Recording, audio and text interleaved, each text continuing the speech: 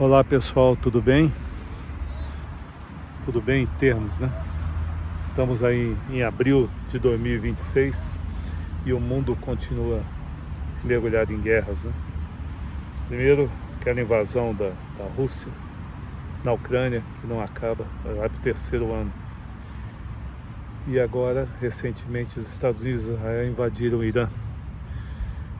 São guerras terríveis e eu citei aqui 5 envolvidos nesse conflito, 3 dos quais detêm bomba atômica. São 9 os países que têm bomba e parece que eles decidirão o futuro da humanidade daqui para frente. Incrível que isso tudo começa há mais de 250 anos atrás com um italianinho, um garoto chamado Alessandro Volta. Mas é que o Volta gostava de brincar, ele menino, com o seguinte: na época não havia dinheiro em papel, dinheiro era moedas, né? Cada moeda tinha o seu valor e era feita de um metal diferente. E o Volta gostava de, ele brincava colocando uma moeda de cada tipo de moeda, uma na parte de baixo, outra na parte de cima da língua, e sentia que com o ácido da língua, da saliva, elas davam um choquinho, davam umas reações estranhas, né? E ele fazia muita experiênciazinha com isso, depois virou um cientista quando adulto e continuou fazendo essa experiência. E ele pegava assim, fazia um cilindrozinho de bambu, de madeirinha, e colocava fichas de cilindros de metais e alternava com ácidos. Embebia os ácidos em pano e colocava lâminas de pano molhadas com ácidos, diferentes ácidos e diferentes metais. Ia empilhando isso e depois colocava um pedaço de fio de cobre na parte de cima, um pedaço de fio de cobre na parte de baixo. Quando ele unia as duas extremidades, aquilo dava um choque, dava uma explosãozinha, e ele vê que aquilo estava gerando energia, uma coisa louca, né? Ele continuou fazendo isso, cada vez maiores, e começou a fazer exibições disso, né? Com essas pilhas que ele empilhava os metais com ácidos. Até hoje é a mesma composição da pilha, por isso que chama pilha, né? E ela também tem ácido, de vez em quando a pilha estoura e o ácido sai, mas até hoje, mais de 250 anos para frente, continua a mesma coisa. Aliás, mais de 200 anos, né, que ele já era adulto. Ali descobriu-se o seguinte: os metais, não só condutores, os metais podiam gerar energia. Isso aqui foi uma loucura. Você imagina uma matéria morta, uma pedra, né, de repente gera energia. Algumas décadas depois, um francês, Henri Becquerel, ele abre um armário há muitos anos fechado, um armário antigo, fechado há muito tempo, e ele abre uma gaveta desse armário e ele vê um papel que estava embrulhando uma pedra. Ele, ao desembrulhar essa pedra, ele viu que a pedra queimou o papel. Ficou ali no escuro, na gaveta, e a pedra queimou o papel. Essa pedra era urânio. E ele disse: meu Deus, um mineral, uma pedra que irradia calor. Ficou louco com isso, né? Aí começaram os estudos, ele publicou isso e o mundo começou a estudar isso. Os químicos do mundo todo. E um casal de cientistas franceses, ela na verdade era polonesa, Marie Sklodowska, e ele Pierre Curie. Eles se casaram, ela virou Marie Curie e Pierre Curie, ou Maria Curie. Eles continuaram esses estudos do Becquerel e com urânio, né, que ele descobriu.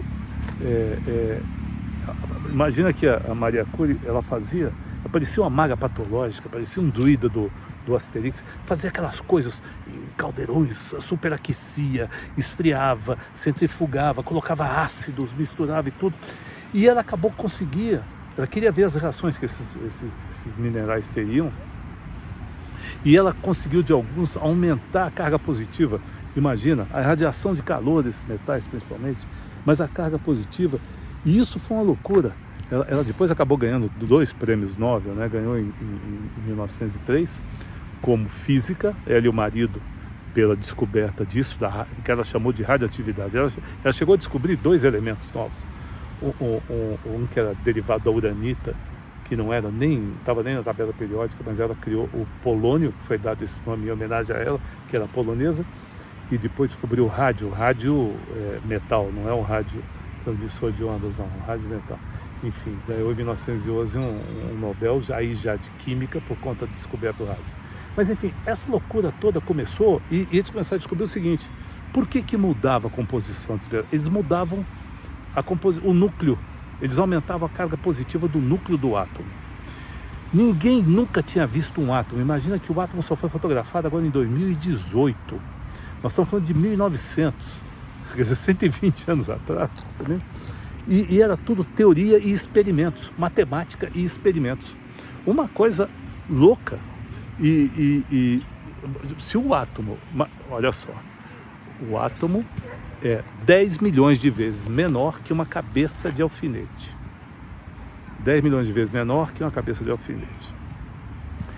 E se o núcleo, veja bem, descobriu que o átomo tinha, o Rutherford descobriu que o átomo tinha um núcleo. E esse núcleo, se esse núcleo fosse do tamanho de uma cabeça de alfinete, o átomo seria do tamanho do estádio do Maracanã. Olha as proporções do universo, que coisas absurdas isso, você estudar isso. Mas esses estudos continuaram até que se descobriu, depois de Rutherford descobriu o miolo, Enrico Fermi descobriu, o italiano, que você podia dividir, você podia explodir esse átomo. E Szilard descobriu que ao dividi-lo, você com certeza provocaria uma reação em cadeia. Quer dizer, um átomo explodir aqui e explodir o átomo seguinte e assim sucessivamente. E se isso acontecesse, quer dizer, ele conseguiu provar que isso era possível fazer teoricamente, mas se conseguisse fazer isso na prática, podia acabar com a humanidade. E mesmo assim, sob esse risco todo, continuaram os estudos. E foi incrível que em 1938 os alemães conseguiram fazer essa experiência, conseguiram bombardear moléculas de urânio e a princípio, teoricamente, conseguiram fazer essa explosão do átomo, essa fissão. E Szilard descobriu isso, comunicou imediatamente a Einstein. Einstein estava nos Estados Unidos desde 1933. Einstein, obviamente, se exilou nos Estados Unidos, porque ele era um judeu alemão, foi muito perseguido pelo nazismo, e estava lá em Princeton dando aulas, quando Szilard falou: olha, os alemães estão aí prestes a fazer o que pode ser uma coisa muito destrutiva, né? E Einstein escreveu uma carta para o presidente Roosevelt, avisando isso. Olha, os alemães estão aí trabalhando com a fissão do átomo e tal, explicou o perigo que era isso. Roosevelt não entendeu muito bem a carta, chamou generais, chamou físicos e tudo, eles tentaram explicar a ele, mas a coisa não era fácil. No final ele perguntou o seguinte: o que é que isso pode significar? Pode significar a vitória ou a derrota numa eventual guerra por causa disso, desse desenvolvimento desse projeto? Eles falaram: obviamente que sim. Você pode criar a maior bomba já feita pela humanidade. E Roosevelt, então, imediatamente determinou 1% do PIB americano, imagina, para desenvolver esse projeto. Chamou-se de Projeto Manhattan, porque começou lá em Manhattan, mas eles escolheram, com o passar do tempo, 20 cidades americanas para desenvolver esse projeto. Enriqueciam plutônio em Washington, no Novo México, o urânio, e assim foi, e começou essa verdadeira busca, essa loucura para desenvolvimento da bomba atômica. E também impedindo que os alemães a fizessem, né?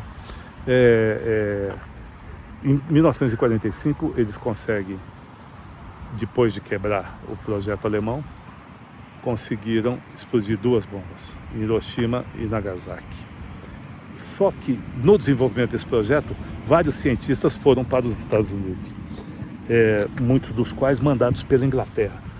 Justamente, muitos, inclusive judeus alemães, que se exilaram na Inglaterra e depois foram para trabalhar no Projeto Manhattan. Carl Fuchs Klaus Fuchs era um dos mais proeminentes cientistas, muito novo, mas muito, muito capaz, e foi trabalhar no Novo México, no projeto Los Alamos, e ele era um espião, na verdade, russo. Ele, embora fosse contra o nazismo alemão, ele era comunista por convicção. E isso foi uma coisa que determinou novos rumos para a bomba, porque ele roubou os projetos e depois conseguiu passá-los para a Rússia. Na verdade, ele roubava os projetos e dava para... Tinha um casal, o casal Cohen, e a Morris e Lona Cohen, que levavam esses dados todos para a Embaixada Russa, que ficava em Nova York. A Lona, numa dessas viagens, ela saiu do Novo México, pegou o trem e ela pegou uma caixa de lenço de papel. Ela tinha microfilmagens do projeto da bomba. E ela colocou as caixas de lenço de papel eram enormes, né? Ela colocou no fundo dessa caixa de lenço de papel para levar para Nova York, aquilo escondido ali. E ela entrou no trem e quando o trem começou a andar, ela viu que o cobrador vinha com 2 policiais. E esses policiais estavam revistando todos os passageiros. E ela imediatamente teve uma reação. O que ela fez? Ela começou a chorar como se tivesse perdido o bilhete de viagem. E ela assoava o nariz nos lenços, caiu aqui, nos lenços de papel. Assoava o nariz nos lenços de papel. E quando os policiais se aproximaram dela, ela pegou, assoando o nariz no lenço, pegou a caixa de papel, deu na mão no policial, chorando. Ai, perdi meu bilhete, perdi meu bilhete. E pegou, deu o lenço, a caixa de lenço na mão do policial e virou a bolsa dela, tudo que tinha em cima, tudo que tinha dentro, virou na poltrona até achar o ticket de viagem. Aí ela entregou para o cobrador, o policial então aí devolveu a caixa de lenço de papel para ela e ela seguiu viagem até Nova York. E entregou mais documentos secretos roubados para os russos. É assim que a história é feita, né, gente? Enfim, quando os Estados Unidos então detonaram as bombas no Japão, Hiroshima e Nagasaki, uma de plutônio e outra de urânio, a primeira de urânio, a segunda de plutônio, eles não sabiam, mas os russos já estavam desenvolvendo a bomba atômica. E em 49, 5 anos depois, 4 anos depois, a Rússia explode sua primeira bomba atômica no deserto do Cazaquistão. E o mundo entrou em polvorosa. Aí realmente começou a Guerra Fria para valer, né? A Inglaterra queria ter sua bomba, achava que os Estados Unidos ajudariam muito, mas não ajudaram muito não. Mesmo assim, os ingleses, que participaram muito de toda a construção do projeto Manhattan, conseguiram desenvolver. Em 1950, a Inglaterra também faz seu primeiro teste nuclear. Fez na Austrália, né? A França queria, loucamente, mas tanto os Estados Unidos como a Inglaterra achavam muito perigoso ter mais um país com bomba atômica e não ajudaram muito a França, não. Mas, obviamente, que o Klaus Fuchs ainda estava vendendo os segredos da bomba, exilado na Rússia, mas ainda vendia. E ele estava na Alemanha Oriental, na verdade. E a França conseguiu alguma coisa disso junto com Israel. Porque Israel também colaborou muito, porque muitos desses cientistas eram judeus alemães. Os judeus, não só alemães, mas judeus, e participaram. Mas Israel não podia. Israel, onde vivia ali numa terra de conflitos, né? E o mundo todo tomava conta disso. Mas Israel desenvolveu, junto com a França, inclusive o Kennedy, quando soube que Israel estava desenvolvendo, mandou fiscais para o Tel Aviv, aliás, mandou fiscais para o Israel para examinar as instalações de Dimona, que é onde eles estavam fazendo o projeto, que diziam que era um projeto só para geração de energia elétrica, né? Porque, obviamente, o mundo todo, a essa altura, já estava desenvolvendo a energia atômica para fins de energia elétrica. Por quê? Porque esses minerais, com suas composições alteradas, se tornavam muito quentes, como urânio, por exemplo, e viravam um grande combustível para usinas termonucleares, porque aqueciam, geralmente as usinas atômicas ficam próximas de rios ou mar, que você aquece a água, superaquece a água, né? Um combustível permanente, aquilo é uma coisa louca. uma capacidade enorme. E fervem a água, e esse vapor é que gira as turbinas para gerar energia elétrica. Até o Brasil tem, né? Mas enfim, a França e Israel desenvolveram juntos. Depois a França fez na África, na Argélia, o seu teste, estourou sua primeira bomba, e Israel fez no norte, na África do Sul. A China, nesse meio tempo, também no final dos anos 50, queria muito a bomba atômica. Mao Tse-tung era aliado de Khrushchev, que era o premier russo, inimigo americano, obviamente, e Khrushchev achava que a China podia ser subserviente e começou a fornecer para a China dados para a construção de uma bomba atômica. Até o dia em que ele, conversando com Mao Tse-tung, ele visitou o Mao na China, em Pequim, e diz o seguinte: pediu para que Mao não buscasse atrito com os Estados Unidos por conta de Taiwan, que àquela altura podia ser muito perigoso. E Mao disse: não tem problema, eu não perder aqui milhares de pessoas, eu não tenho nenhum problema com isso. Eu quero manter meus territórios e tudo. E Khrushchev ficou muito desconfiado de Mao, achou que Mao era muito perigoso e parou de fornecer os dados da bomba para a China. Mesmo assim, a China conseguiu, também novamente com Klaus Fuchs, etc., desenvolver sua bomba, e lá nos anos 60 a China estourou. Então até agora nós temos Estados Unidos, Rússia, Inglaterra, França, Israel e China. 6 países com a bomba atômica. Em 1971, outro país que também foi amealhando segredos aqui, ali, acolá, muito camufladamente, foi a Índia. Em 1974, de repente, a Índia detona uma bomba nuclear. E o mundo ficou louco com isso, porque a Índia era um país novo, em 47 tinha conseguido a independência, e inimiga do Paquistão, né? Inimigos mortais, né? E o mundo todo ficou muito preocupado com isso, o que podia acontecer com isso. E pronto. E foi exatamente nesse período, depois que a Índia detona a sua primeira bomba nuclear, é que um paquistanês, que era a pessoa mais experiente no mundo com as centrífugas, essas centrífugas das usinas nucleares eram, a maioria delas, produzidas na Holanda, e havia um paquistanês, Abdul Khan, e ele era o maior especialista do mundo em centrífugas.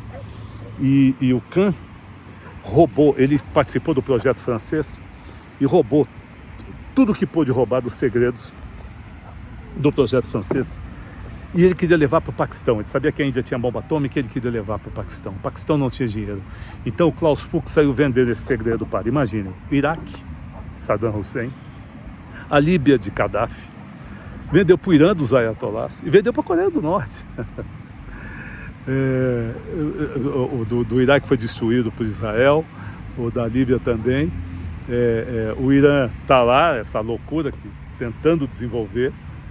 Nossa, e a Coreia do Norte. Mas, enfim, o Khan conseguiu dinheiro para fazer, em 98 o Paquistão também faz o seu primeiro teste nuclear, explode sua primeira bomba. E depois a Coreia do Norte conseguiu, nesse tempo todo, desenvolver sua própria bomba, e em 2006 fez seu primeiro teste subterrâneo. Enfim, então são esses os 9 países que detêm a bomba e que decidirão o futuro da humanidade. Essa é uma pequena história disso tudo, gente. Um abraço a todos.